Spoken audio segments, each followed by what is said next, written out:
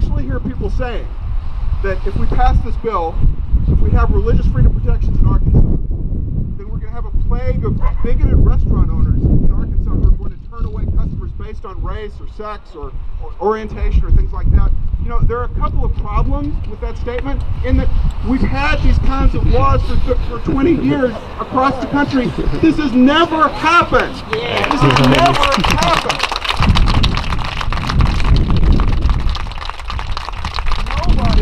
Nobody has ever in court been able to use these kinds of religious freedom protections to defend these kinds of actions. And forgive me for expressing my own weird and personal view that restaurant owners do not start up businesses with the intent to turn away customers. I know a few restaurant owners myself. They like customers. And there is no religious doctrine, as far as I know, that teaches its adherents to discriminate in this weird and fictional way. Perhaps there are a few, but there are only a very few judges who would even begin to take such an argument seriously. Most judges would laugh such an argument out of the courtroom.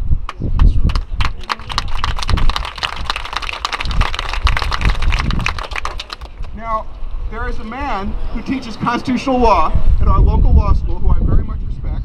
His name is John DePippa. He taught me constitutional law for a year. He almost invariably displayed learning and wisdom in the classroom. And 4 years ago, he testified in this very building in favor of a very similar Religious Freedom Restoration Act. But as we know, times change, and you can read his recent articles, recent interviews in the Arkansas Times, and his slashing criticism of the proposed law as a kind of example of the irrationality that some people have retreated to when they discuss this law. Dean DePippa explained that one effect of promoting religious freedom is that people are going to get this idea that they have a religious right not to pay their taxes.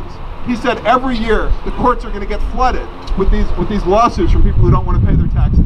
Now, I got to tell you, I must admit, I'm not as smart and as learned as Dean DePippa, but we all know that cannot be right. Such statements are a great example of the way that this law has been extraordinarily misinterpreted and misrepresented. Now, I guess it's possible that somebody might sue on these grounds, but we all know what's going to happen. Eventually, if somebody might sue this religious theory, they don't have to pay taxes.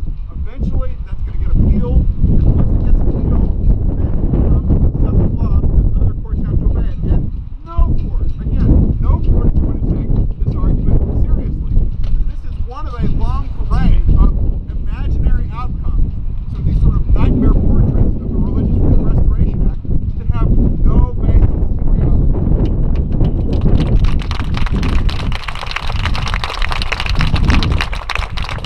Now there's another argument that was also raised by the Arkansas Times. The interviewer said, you know, one of the consequences of this law is that cities and towns and counties will now have to scrutinize everything passed from the aspect of how might this infringe on someone's religious beliefs? And Dean DePippa agreed. He said, you know, that's exactly right. Every law, every regulation, every proclamation by the mayor, everything. You know what my reaction to this? Good. That's great! That's wonderful!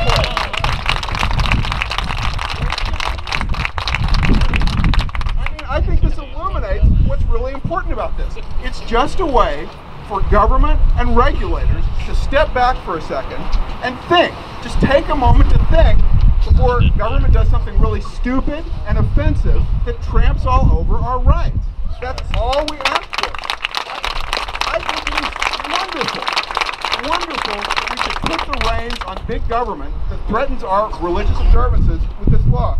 If we can get government just to be a little bit more cautious before it has brilliant ideas about how important it is to make sure we all cut our hair, you know, to make sure that we prevent people from carrying small religious ornaments, to make sure that people can't possess eagle feathers. If we could just get government to sit back and take a moment, you know, I think that would be an extraordinary advance for religious freedom. It's an extraordinary advance for good government. So there's now a move, as I'm sure everybody knows, there's now a move in our legislature to change the law that the legislature's passed so it more closely and technically follows the Religious Freedom Restoration Act at the federal level.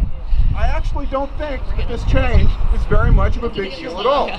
I think it's fine, and I think that the language of the federal Religious Freedom Restoration Act, especially has been interpreted by the 8th Circuit and courts generally, I think it's not very much of a change at all with the original proposal. So I want to say, I think it's going to do an excellent job of protecting our rights to religious freedom, and I think Governor Hutchinson has been working behind the scenes and more recently in public to protect religious freedom in a way that I think is very good for Arkansas, and I commend him for doing so.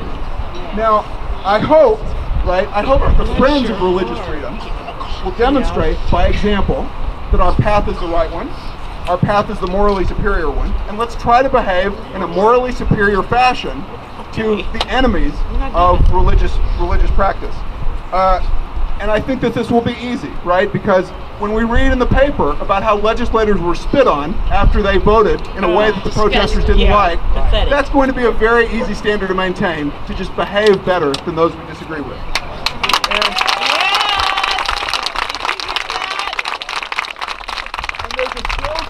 There's a slogan that you may remember from American history. It's a request to others for simple respect, something that I hope we could all agree on.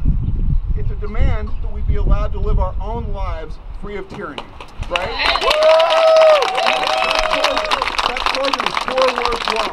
That slogan is, don't tread on me. Yeah. Right.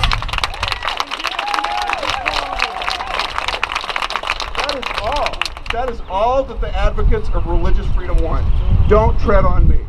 It has been such a privilege to be allowed to speak on religious freedom, which is of course a cornerstone of the freedoms that are given to us by the Constitution and by America. Yeah.